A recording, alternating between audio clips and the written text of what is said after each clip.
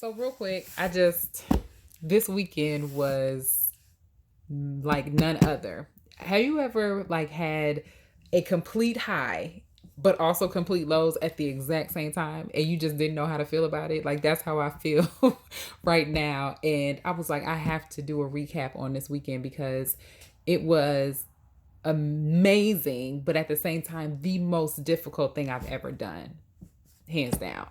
Um, Hyde Park Brewfest 2019, Chicago. Check it out. It's a 2-day festival, like a beer fest, and it was just a beautiful thing. There's so many great people that are out there. It's very diverse. But we were a vendor, so we had the Chop Chop trailer out there, and it was amazing. I mean, I saw so many people and that's were so supportive of me. People from like 10, 15 years ago that I met. And some people were just like, I remember when you talked about having this trailer and it's cool to see you do it. Like I got so many people were just like really nice. People got on there that I don't know that just wanted to come check out the trailer and they were just in awe and amazed that I was the owner. I got that a lot. Like, you own this girl. Like, how old are you? And just looking, I mean, black on, like I got so many woman.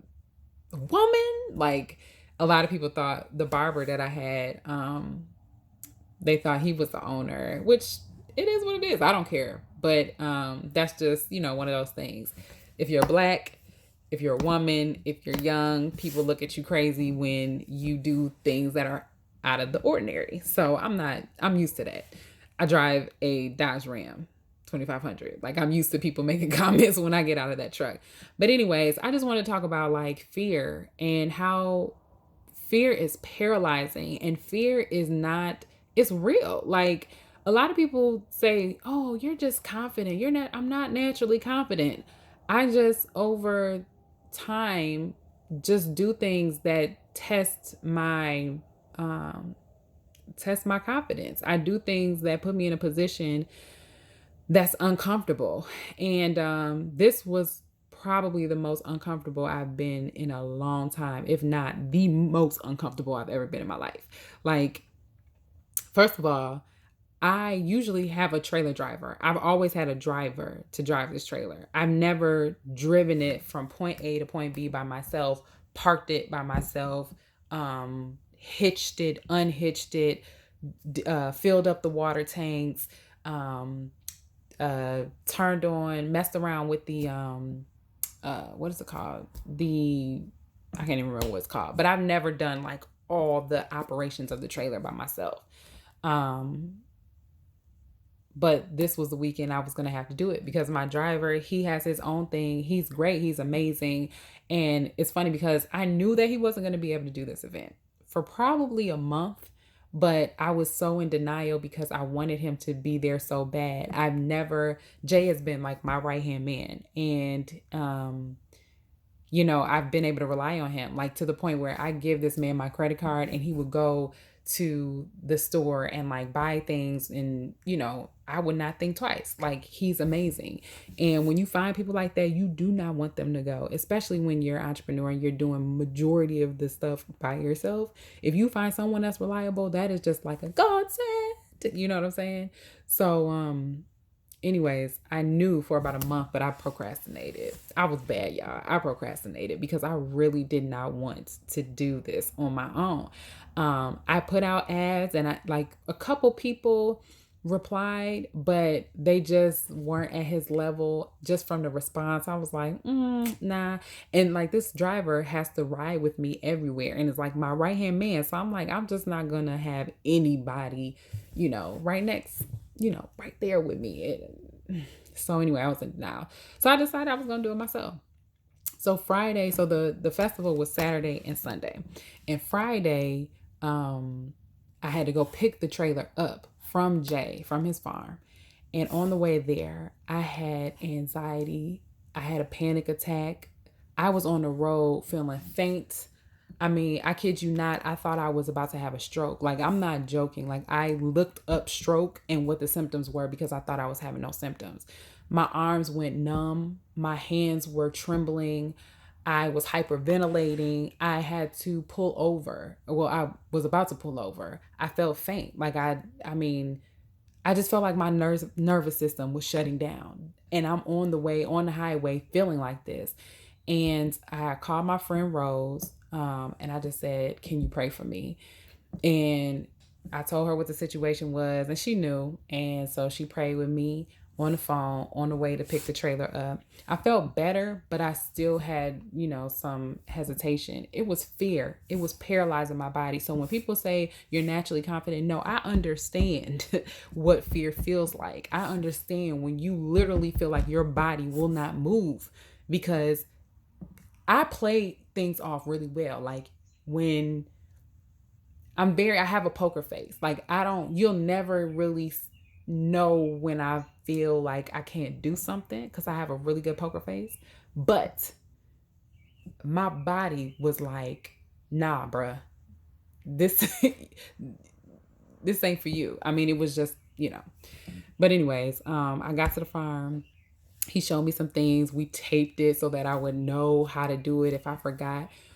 I felt better. He hitched the trailer up. I've driven a trailer before, but in terms of like parking and doing it all by myself, I have not done that.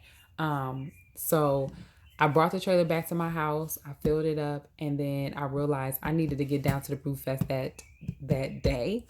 So by then it was like 10 o'clock at night. So me and my family got in the car. We headed over, and we drove down there. And the day before, went and practiced. So I took my other car, my little putt-putt, and I drove to the city just so I could see like the clearance, like, making sure that my trailer could fit under these viaducts. I was paying attention to where construction was. I was paying attention to, how I would pull into the spot where I was a vendor. And I was like, that gave me a whole big boost of confidence. But y'all, the day that I went down there, the evening that I went down there, guess what? They shut off the street that I planned to go down and just pull up into that spot. They made me go around. So then I had to back into this parking spot. The exact thing I did not want to do. I did not want to have to back up. But my husband was with me. There were guys out there that were helping to direct it. It was tough. I ain't gonna lie. It was frustrating. I was blocking traffic. People was honking at me, but we got it done.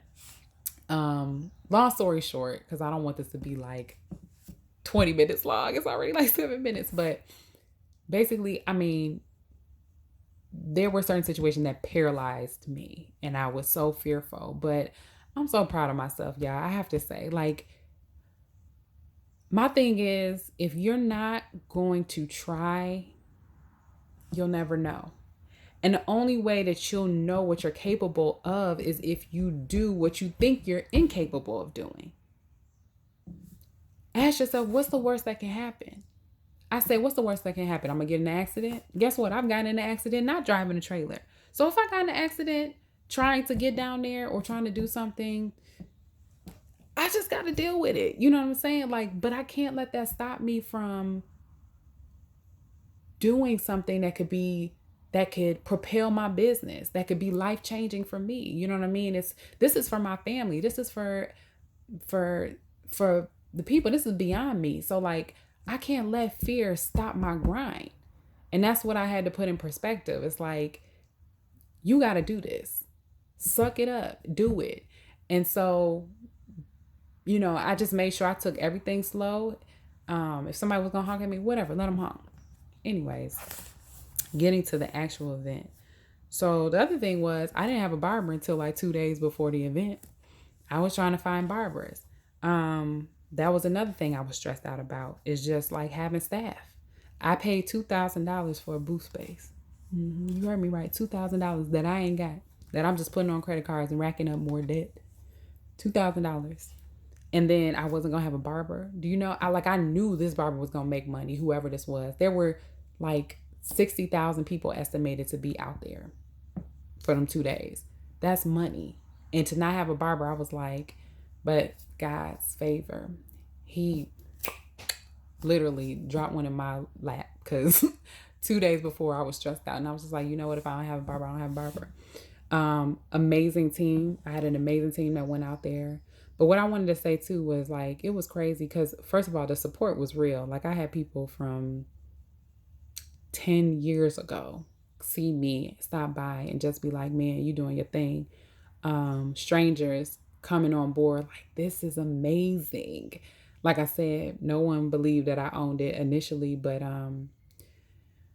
I had a guy, he asked me, like, where'd you get this concept from? And he told me that he thought about this concept with a friend of his. And two things he said that was really crazy. One was, he was like, you need a white woman to be the face of your business. And I wasn't mad at him because I've actually thought about that.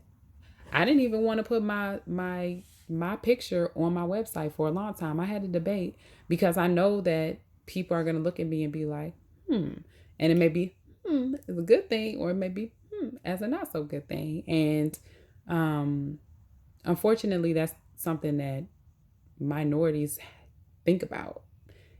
I know, and I've gone through it, where someone who I was going to hire as a makeup artist and a hairstylist, on the phone, I'm pretty sure they thought I was white. They came, they met me in person, they went through the motions, never heard from them again. I That's something I have to deal with. Like, people not wanting to work with me because maybe they don't want a woman as a boss. Maybe they don't want a black person as their boss. These are real things. But the fact that he told me, like, you need to get a white woman, and he was a Hispanic man, and he felt that he needed that too. So I thought that was pretty sad, but I thought it's very real. The other thing he said was, oh, and then he just gave me a hug.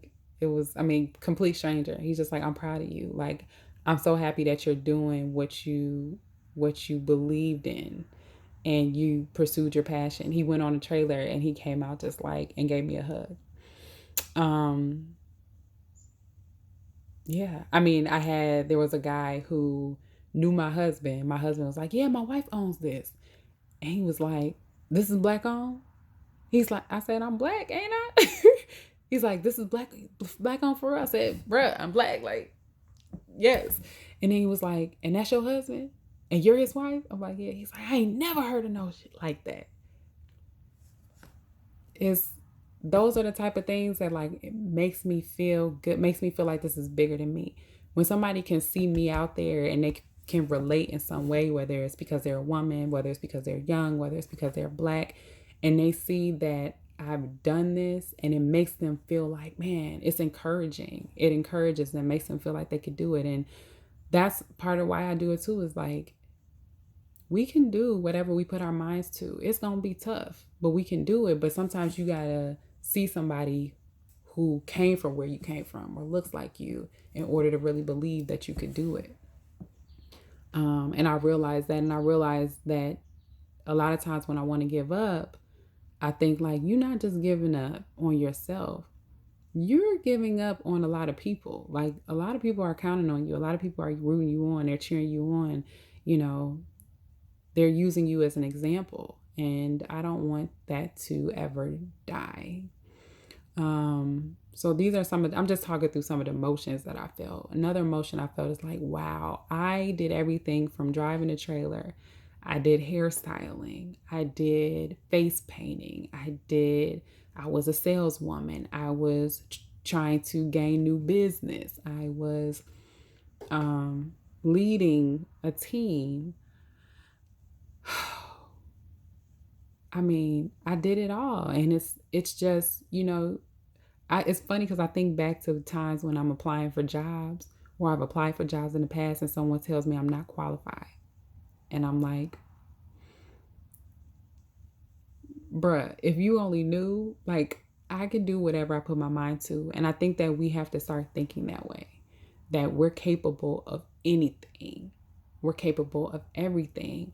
And when you believe so much in yourself, it doesn't matter what people say. Like, now, somebody turn me down for a job, I'll be like, it's your loss. Literally, it's your loss, because I can do anything. It's your loss. You just don't know how great I am. But I know how great I am. I also know how much I'm worth. We were charging $40 and $45 haircuts. Okay? We know how much we're worth. And there were people that was like, damn, I ain't paying that. Okay. Then you ain't getting a haircut. It's that simple. I'm not doing that back and forth. I know my value. This thing, y'all see this thing here? This thing, this was my retirement fund.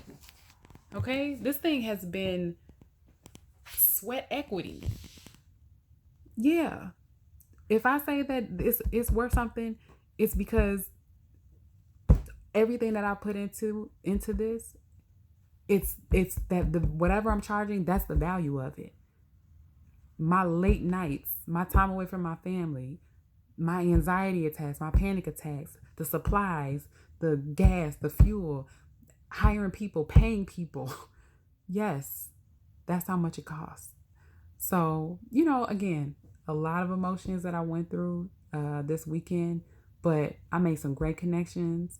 I'm excited about what comes from this. I've already gotten like 4 emails today, the day after the Brew Fest, from people that I met. And I'm just looking forward to the future. And I just really wanted to take the time to say, follow your dreams, continue to push. It hurts. I cried a few times, but it's worth it. It's worth it, y'all. And it's a journey. So it's not going to happen overnight, but keep going. And I wish you the best of luck.